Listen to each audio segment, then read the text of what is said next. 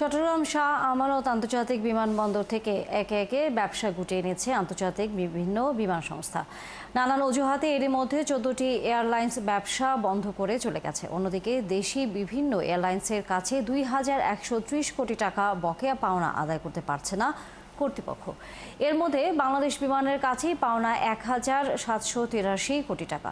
বন্ধ হয়ে যাওয়া রিজেন্ট এয়ার, জিএমজি এবং ইউনাইটেড এয়ারলাইন্সের কাছে আটকে আছে 337 কোটি টাকা। তাই দীর্ঘদিনের বকেয়া পাওনা আদায়ে বন্ধ এয়ারলাইন্সগুলোর বিরুদ্ধে আইনগত ব্যবস্থা নিতে যাচ্ছে চট্টগ্রাম বিমানবন্দর কর্তৃপক্ষ।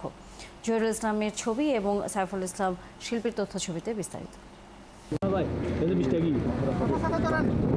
সবশেষ গত বছরের 1 সেপ্টেম্বর বন্ধ হয়েছে আমিরাত ভিত্তিক বিমান ফ্লাই দুবাই। এয়ারলাইন্স কর্মকর্তারা জানান, আন্তর্জাতিক বিমানবন্দর হিসেবে শাহ আমানত বিমানবন্দর পর্যাপ্ত সুযোগ সুবিধা দিতে পারছে না, যে কারণে মুখ ফিরিয়ে নিচ্ছে বিদেশি এয়ারলাইন্সগুলো। গত 1 বছরে 4টি আন্তর্জাতিক রুটে ফ্লাইট পরিচালনা বন্ধ হয়ে গেছে। আমাদের যাত্রী সংখ্যা কিন্তু ক্রমশ বৃদ্ধি পাচ্ছে। সেই জন্য আমাদের কিছু বাংলাদেশ বিমান এবং আমাদের ডোমেস্টিক যে এয়ারলাইন্স ইউএস বাংলা, তাদের ফ্লাইট বেড়েছে। আর ওটার সঙ্গে আমাদের এয়ার আরেবিয়া এবং সালাম এয়ার অপারেট করছে। শাহ আমানত বিমানবন্দর কর্তৃপক্ষের তথ্য বলছে, 7টি বিমান সংস্থার মধ্যে 6টির কাছে 354 কোটি টাকা মূল্য বিল ও 93 কোটি ভ্যাট ছাড়াও 1682 কোটি টাকা সারচার্জ সহ মোট বকেয়া রয়েছে 2130 কোটি টাকা। এর মধ্যে শুধু বিমান বাংলাদেশের কাছে 264 কোটি মূল বিল, 80 কোটি টাকা ভ্যাট এবং 1439 কোটি টাকা সারচার্জ বকেয়া পড়ে রয়েছে। এখানে আরও কিছু ইন্টারন্যাশনাল এয়ারলাইন্স অপারেট করে, তাদের সঙ্গে কোনো আমাদের বকেয়া নেই। বাংলাদেশ বিমান হচ্ছে একটা মেইন স্টেক হোল্ডার, তাদের কাছে আমাদের প্রচুর টাকা আমাদের এখনও বাকি।